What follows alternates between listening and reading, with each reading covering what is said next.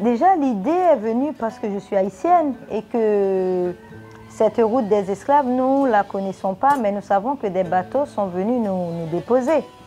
Et tout le rêve des Haïtiens, c'est de connaître un jour l'Afrique. Et moi, comme j'ai eu cette chance de connaître l'Afrique, et puis depuis plusieurs années, je redoutais de travailler sur le sujet parce que c'est un sujet quand même atroce. Et je connais mon histoire, c'est toujours très dur. J'ai passé des années à en pleurer, même maintenant, je continue d'en pleurer. Suivant les récits et suivant qu'elles soient plus ou moins douloureuses ou mon état d'esprit de femme noire, on se dit ces conséquences-là, cette colonisation est un peu le résultat de ce que je suis aujourd'hui et ce que je ne peux pas être totalement dans un monde quand même dominé par l'Occident et la race et la puissance blanche, on va dire. Si c'est une couleur, je ne sais pas quelle couleur est-ce, mais comme c'est comme ça, on le dénomme, donc je répète ces mots-là. Mais sinon, moi, c'était toujours l'envie de faire quelque chose en tant que créatrice et chorégraphe, de jouer, reprendre le roi Christophe, que tout le monde connaît, en version danse, reprendre, parler de la reine Pocou. Ça, c'était des projets que j'avais vraiment vus. J'avais même trouvé le titre du spectacle qui est là encore. J'attends des financements pour pouvoir les faire parce que désormais, je vais créer que des spectacles sur les afrodescendants. Il faut que quelqu'un fasse ce sacrifice-là. Et moi, je suis prête à le faire parce que sinon, nos petits-enfants vont retomber dans ce que nous avons vécu, ne pas connaître notre histoire.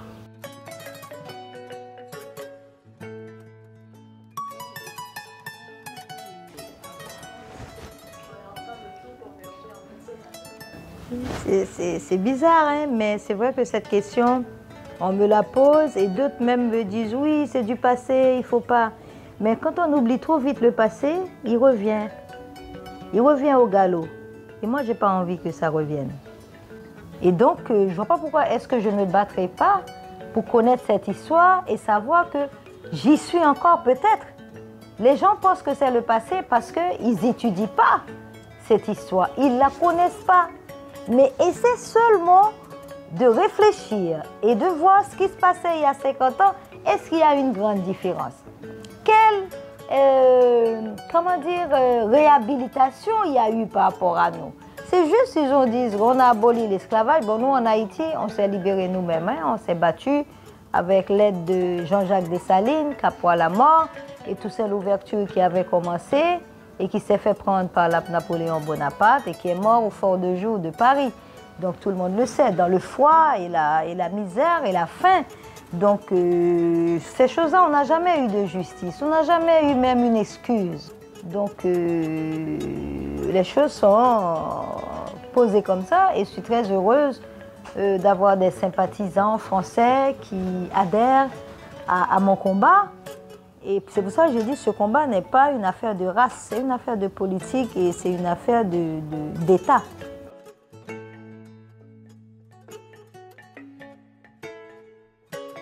Bon, déjà, ce spectacle, il faut savoir que ça fait depuis fin février que nous sommes sur les routes de Côte d'Ivoire, Bénin, Ghana. Je pense que toutes ces recherches-là, pour avoir visité le fort d'Alima, pour avoir été à Ganvier, on a visité Sassandra, Grand Laou, où le port où on stockait les esclaves à Grand Laou pour les emmener, où l'UNESCO a déposé une stèle, en fait la première pierre d'une stèle qui n'a pas été faite jusqu'à présent. Je lance un appel pour qu'ils pensent à Grand Laou quand même, qui a vu défiler plus de 26% du commerce transatlantique vers les États-Unis, l'Amérique, etc. Je ne cite pas les pays, tout le monde les connaît. Mais ça a donné ce spectacle-là et j'ai pu travailler sur tout. Mais je ne dirais pas assez. Il aurait fallu que je fasse 3 spectacles, 4 spectacles, 10 spectacles pour que je puisse aboutir à tout ce qu'on m'a raconté. Dans mon spectacle, on a vu un colon, un personnage blanc, joué par un noir bien sûr, et la tenue définissait très bien, et puis je lui ai fait porter des talons. Parce que moi, en tant que femme, quand je porte des talons, c'est toujours quelque chose... J'adore les talons, mais je me dis, mais qui a inventé ce truc-là? Pour te mettre dans deux machins, tu dandines, clou, clou, clou, clou, clou. Et donc, c'est toujours quand tu es fatigué, tu dandines plus. Et j'ai voulu mettre ce tome avec des talons, ce blanc. Pour moi, tous ceux qui nous ont occupés, c'était des gens un peu fracassés dans la tête. Donc forcément, ils ne doivent pas être stables. Et j'ai trouvé cette métaphore pour ce personnage qui a très bien fonctionné. Et les danseurs aussi ont aimé. J'ai expliqué pourquoi je l'ai mis en talon. Au début, tu sais, ils sont très machos. Non, non, non. J'ai dit, mon petit, calme-toi. C'est mon spectacle. C'est mon histoire. Si tu ne veux pas que ça soit ton histoire, c'est ton problème. Donc voilà, ils écoutent généralement quand je les explique, ils comprennent. Et il y a eu la scène, bien évidemment, sur le bateau. C'est le bateau qui était le lien de nos traumatismes, de nos douleurs. Et qui a donné aussi tout ce côté afrofuturiste, parce que c'est tous ces noirs qu'on a jetés dans l'eau, que maintenant, cette mouvance a eu lieu qu'on appelle afrofuturiste. On s'est imaginé que ces gens-là sont revenus et qu'il y a une vie. Et ce qui a donné ce film aussi, Black Panthers, avec des costumes complètement ni d'aujourd'hui, ni dans 30 ans on les verra.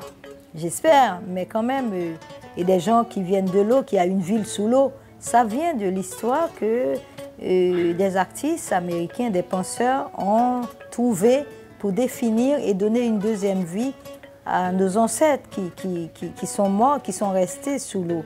Parce qu'ils sont des milliers et des milliers. Tout le monde n'est pas arrivé à bon port.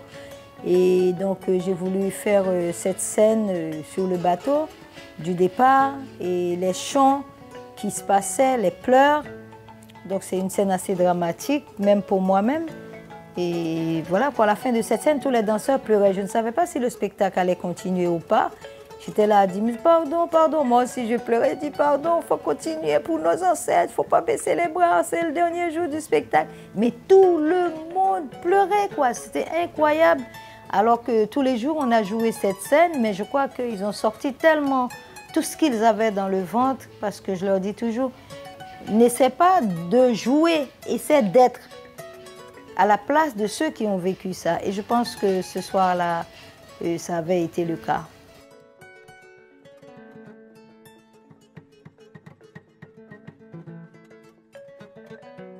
Oui, oui, oui, oui, avec ce bois qui symbolisait toutes les machettes qu'ils ont prises. Et puis, pour vaincre aussi le blanc, il ne fallait pas montrer qu'on lapide le blanc. On l'a juste chassé, on a résisté pour que le message puisse passer. Moi, je fais passer des messages. Je ne fais pas de révolte contre une couleur. Je fais une révolte contre un système. Un système est quelquefois qui vient par les Noirs aussi. Ce n'est pas une bataille de couleurs, en tout cas pour ma part, en tant qu'artiste, non, non, non. C'est une bataille d'idées, c'est une bataille pour le changement et pour la dignité.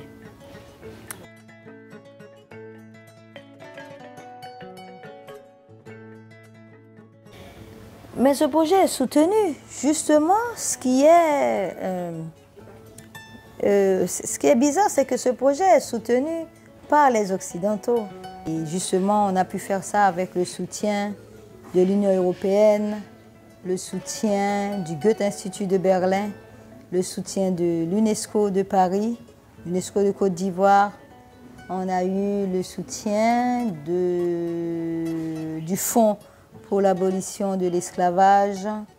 On a eu aussi le soutien de l'Institut français qui a reçu le spectacle. C'est un soutien et qui a acheté le spectacle. C'est une forme de production pour l'achat du spectacle et nous permet de présenter le spectacle dans leurs locaux. Et on remercie l'ambassade de France qui a proposé de faire cette conférence de presse dans le cadre du festival et du spectacle Kanganyanze. Et merci à l'Union européenne qui nous en donne encore pour qu'on puisse au moins faire la thérapie. Cette thérapie qui va être en sortant des livres, en parlant de ce qui nous est arrivé, en parlant de nos ancêtres, qui va être quelque chose de plus pacifique que rentrer dans une guerre frontale. On n'a pas besoin de faire la guerre, mais on peut faire une guerre spirituelle, une guerre de renaissance. Ça peut nous apporter quelque chose en nous aidant en finançant nos projets pour qu'on puisse parler, que nos petits-enfants ne connaissent pas ce que nous avons connu. Qu'eux soient déjà dans toutes ces ouvertures, qu'ils connaissent l'histoire.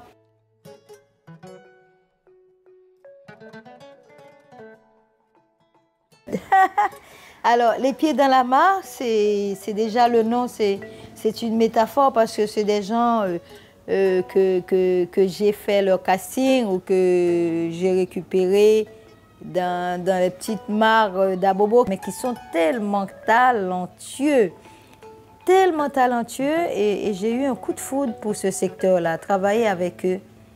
Et j'ai des enfants aussi qui viennent de Cocody, hein, très peu, et qui sont chez leurs parents aussi, mais plus de 80% des pieds dans la mare sont les mogots du ghetto, quoi. Et je vous adore! Ils viennent du ghetto et donc pour moi c'était important de leur donner une chance aussi, qu'ils puissent tourner en Europe et comme nous faisons, qu'ils puissent voyager. Pour eux aussi qu'ils se disent « Ah, si on n'était pas là avec Maman Jenny dans cette compagnie-là, comment on allait faire pour connaître tout ce beau monde-là qui nous regarde de haut tellement et de très loin aussi. Attention, personne n'arrive dans le ghetto, mais le ghetto vient à eux d'une manière sublimissime, à travers l'art.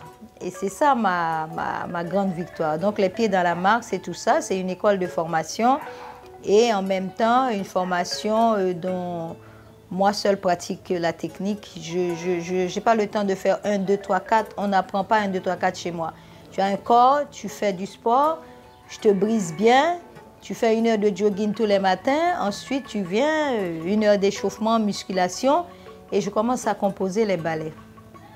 Si tu connais, tu es devant. Si tu connais moins, tu es derrière. En moins de 3 mois, j'ai des résultats. J'ai des danseurs qui sont capables d'exécuter des ballets que des gens passent 4-5 ans dans des écoles professionnelles à faire 1 et 2 et 3. Nous, en 3 mois, en 6 mois, on a déjà des danseurs fin accomplis parce qu'ils sont déjà en âge en situation d'échec social. Il faut aller vite. Donc ça, c'est la technique Jenny Mézil, ma manière de former et j'ai beaucoup de résultats. Même des professeurs à l'université qui sont venus me voir de Floride, voilà, d'Indiana et d'autres qui me disent c'est quelque chose qu'on devrait étudier dans les universités, cette manière de travailler avec les gens pour avoir un résultat rapide et puissant. Merci Solange, merci.